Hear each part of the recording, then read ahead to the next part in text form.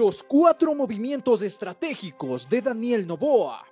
With Revolución Ciudadana, I have an open dialogue, but I would not co-govern with them.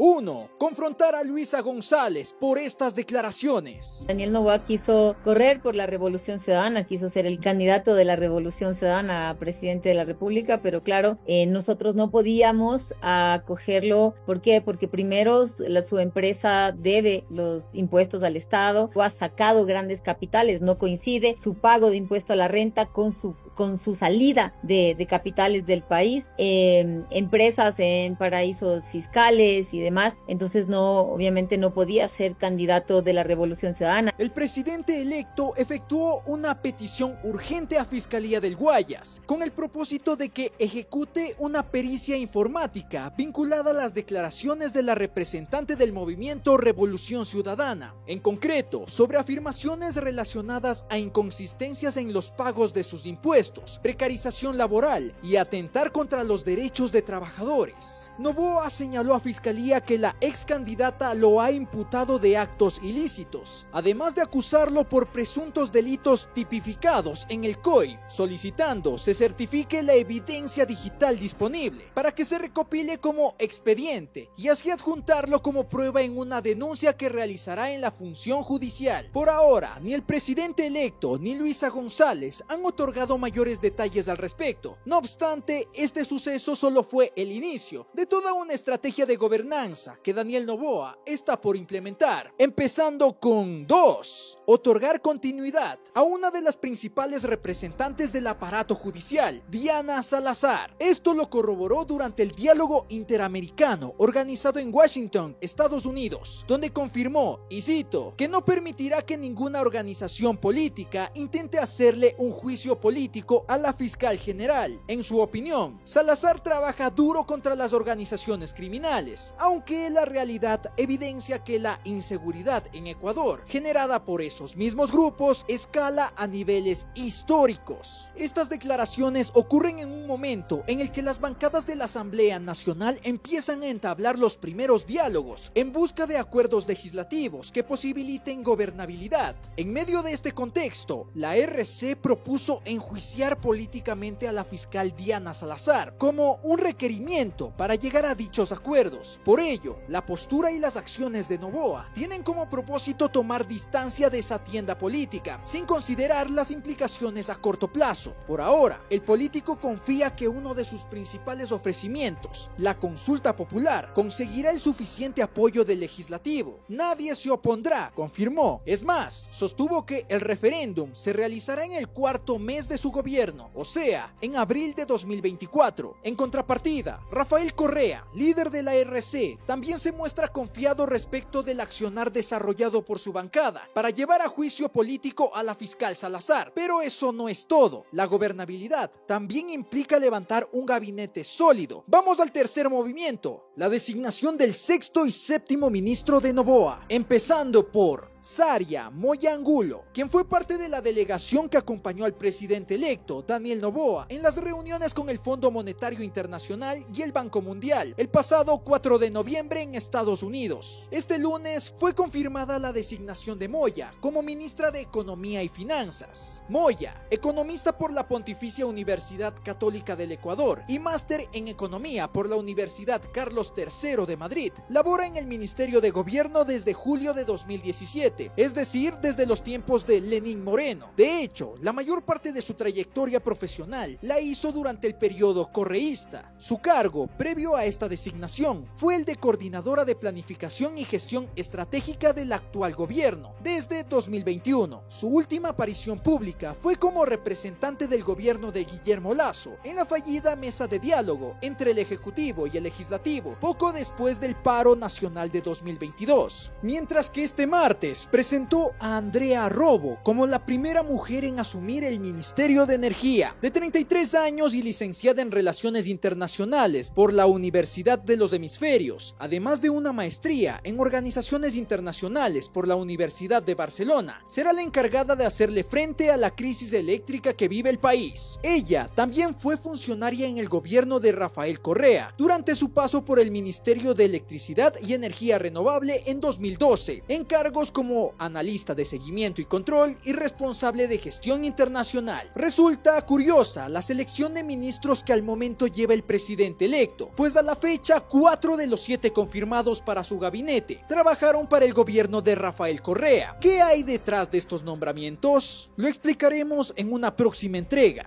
De momento está claro que la tendencia ideológica por la que se inclina Noboa es la misma que aplicó en su momento Lenín Moreno y Guillermo Lasso, tras su más reciente reunión con el Fondo Monetario Internacional, representantes del Banco Mundial y del Banco Interamericano de Desarrollo, su cuarto movimiento. Todo indica que Noboa buscará un préstamo puente de 9 meses, para así impulsar la inversión en infraestructura y programas sociales. El objetivo de Noboa con estas estrategias es claro: ser reelecto en 2025, pero ¿no es muy pronto para pensar en ello? Al cierre se plantean varias preguntas, pero la más importante, ¿crees que Noboa está actuando inteligentemente o quizás está cometiendo el mismo error que su predecesor?